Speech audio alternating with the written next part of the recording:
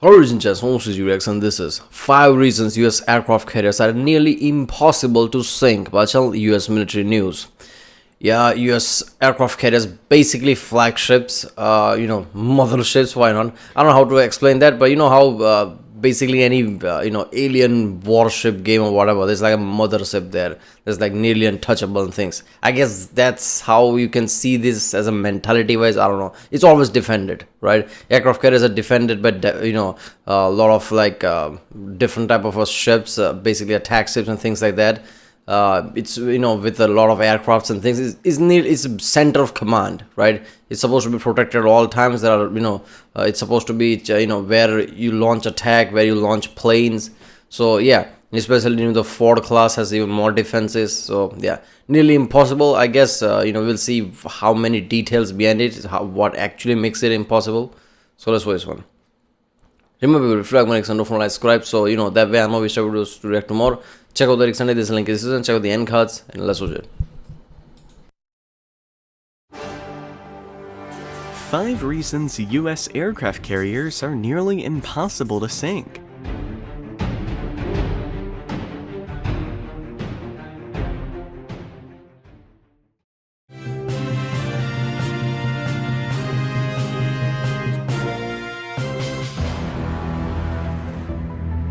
Large-deck, nuclear-powered aircraft carriers are the signature expression of American military power. No other combat system available to US warfighters comes close to delivering so much offensive punch for months at a time without requiring land bases near the action. As a result, the 10 carriers in the current fleet are in continuous demand from regional commanders, so much so that extended overseas combat tours are becoming the norm. The bottom line on aircraft carrier survivability is that only a handful of countries can credibly pose a threat to America's most valuable warships, and short of using nuclear weapons, none of those is likely to sink one. The vulnerability issue is harder to address because putting 5,000 sailors and 6 dozen high-performance aircraft on a $10 billion warship creates what military experts refer to as a very lucrative target. Yeah, to any average viewer watching this, feels like, yeah, sounds all right. But there was like a big issue recently where people are questioning, is big ships, big aircraft carrier are sitting ducks or something, right? With the advanced weapon and things. So knowing the US aircraft carriers are nearly, impossible to sink, basically it's like a surprise element to all that, right? Because people always just assume like, okay, big things, just like the tanks are obsolete. Not really, but that's what people are assuming. Same thing, this is like C equivalent of that. Aircraft carriers are obsolete. Why? Because you can just shoot it down anytime. Yeah, but there are many defenses against it, right? There are, what was that? I forgot. The 3-body problem or something. I've watched a TV show recently. I don't think I've finished it. It was a scene where some, I guess some Navy guy or something just says, like, if it were up to me, I would just, like, spend the money in drones, not some kind of a ship or something. Now, basically, that's the mentality now people have. Like, big ships is just sitting ducks. Warfare is just like drones and small things now. Yes, that is true through that. But yeah, aircraft carriers, if you have enough defenses and if you know good strategy, right, like how to do it, where not to go, where not to engage, yeah, it's going to be untouchable. Taking one out would be a big achievement for America's enemies, and a big setback for America's military. However, the likelihood of any adversary actually achieving that without using nuclear weapons is pretty close to zero. It isn't going to happen, and here are 5 big reasons why. Number 1. Large deck carriers are fast and resilient. Nimitz-class carriers of the type that dominate the current fleet, like the Ford-class carriers that will replace them, are the biggest warships ever built. They have 25 decks standing 250 feet in height and displace 100,000 tons of water. With hundreds of watertight compartments and thousands of tons of armor, no conventional torpedo or mine is likely to cause serious damage. And because carriers are constantly moving when deployed at up to 35 miles per hour, fast enough to outrun submarines, finding and tracking them is difficult. Within 30 minutes after a sighting by enemies, the area within which a carrier might be operating has grown to 700 square miles. After 90 minutes, it's expanded to 6,000 square miles. Number 2. Carrier defenses are formidable. US aircraft carriers are equipped with extensive active and passive defenses for defeating threats, such as low-flying cruise missiles and hostile submarines. These include an array of high-performance sensors, radar-guided missiles, and 20mm Gatling guns that shoot 50 rounds per second. The carrier air wing of 60-plus aircraft includes a squadron of early warning radar planes that can... Yeah, well, what is that called? CIWS, CIWS, or whatever, the auto tracking turret, right? So basically we are video game stage now. In past, people used to think of like, okay, if we sneak past this, if we attack at night, this and that, what if we like dupe humans basically, so we surprise attack them? That doesn't apply anymore because this thing targets everything, right? Even the ally plane coming in, it will basically target and like lock onto it. Obviously it's not going to attack it, but still it just targets anything that come close by. Basically turrets and Fallout, right? When you come close, it just locks onto it type of thing. You come close, it attacks you. Similar to that. Can detect approaching threats, including radar periscopes, over vast distances, and helicopters equipped for anti-submarine, anti-surface, and counter-mine warfare. All of the carrier's defensive sensors and weapons are netted together through an onboard command center for coordinated action against adversaries.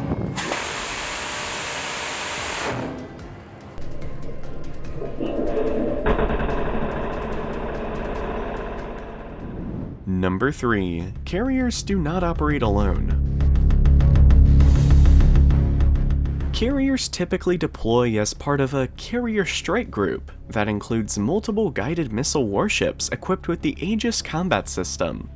Aegis is the most advanced air and missile defense system in the world, capable of defeating every potential overhead threat, including ballistic missiles.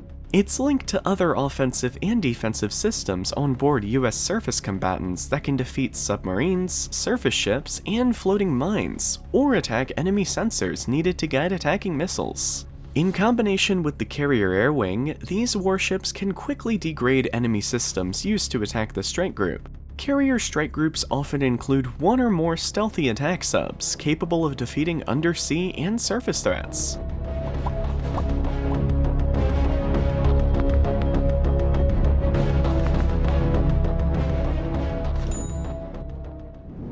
Number 4. Navy tactics maximize survivability. Although US aircraft carriers are protected by... Yeah, in the end, tactics are the most powerful tool you have, right? One thing I've noticed watching Federation videos is like tactics is everything. Doesn't matter. Even if you're like a small team of people, you can just fuck up most of the major squad of armies and things like that if your tactics is good, right? So yeah, you should know your strength and weaknesses. From there, you can just basically be untouchable if you know what you're doing. By the most potent, multi-layer defensive shield ever conceived, they do not take chances when deployed near potential adversaries. Their operational tactics have evolved to minimize risk while still delivering the offensive punch that is their main reason for existing. For instance, a carrier will generally not operate in areas where mines might have been laid until the area has been thoroughly cleared. It will tend to stay in the open ocean rather than entering confined areas where approaching threats are hard to sort out from other local traffic. It will keep moving to complicate the targeting challenge for enemies. It will also use links to other joint assets from the seabed to low Earth orbit to achieve detailed situational awareness.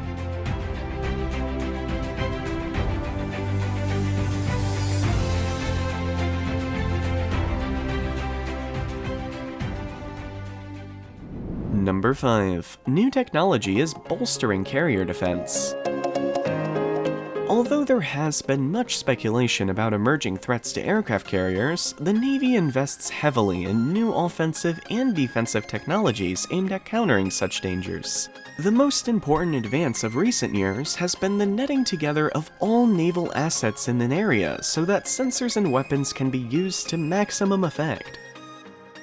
Initiatives like the Naval Integrated Fire Control Counter-Air Program link together every available combat system in a seamless, fast-reacting defensive Alright, the guys who basically tell that, okay, runway is clear, go or something, right? Yeah, I'm surprised that hasn't become automated or something with, I don't know, like LEDs or shit, I don't know. Or something, right? Everything's becoming more advanced, but like people still have to do hand signals. I mean, maybe it's not good to rely on technologies because it might fail, and like human, like it's not going to fail probably. So yeah, maybe that, but again, that applies to everything. Everything's automated, why not that? Screen that few adversaries can penetrate. Numerous other advances are being introduced, from the penetrating recon capabilities of stealthy fighters to shipboard jamming systems to advanced obscurants that confuse the guidance systems of homing missiles. Although the Navy has changed its tactics to deal with the proliferation of fast anti-ship missiles and the growing military power of China in the Western Pacific, large-deck aircraft carriers remain among the most secure and useful combat systems in America's arsenal. Yeah, I'm not gonna lie, I know from General Dynamics and things like that, robotic thing is just rising in past decade or so.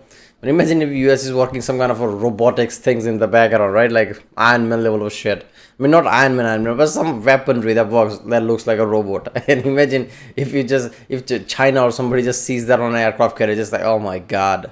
Everybody just panic basically, like, where this is going, where that comes from, what the fuck? Somehow that just like having a robot is like has such a stigma around it. That would be a major panic situation, regardless of like how that robot works or not. Oh my god, they have a robot. They have an attacking robot.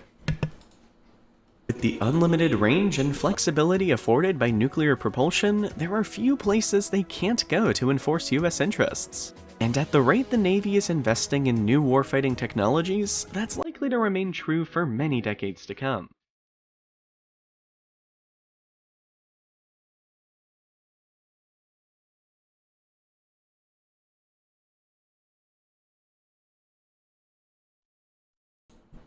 Okay, I don't know what just happened, but just like there's no audio in the end conclusion.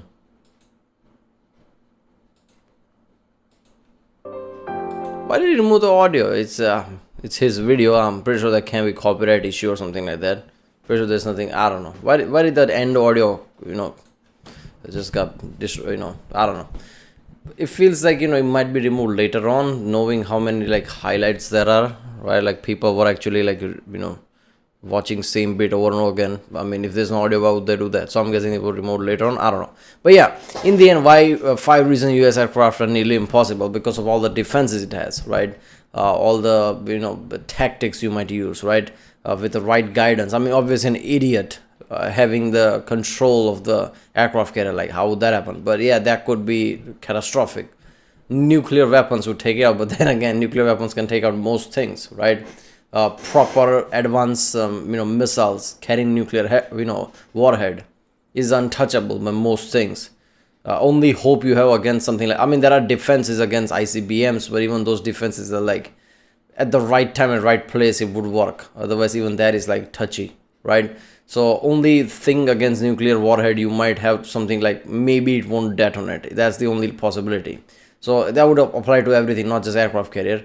But yeah, aircraft carrier is a big thing, but then again, so are the runways, so are the military bases. So, this is military base on the sea. People need to realize that. It's not just some boat like that, it's some just tank on the ground. No, this is not a tank equivalent.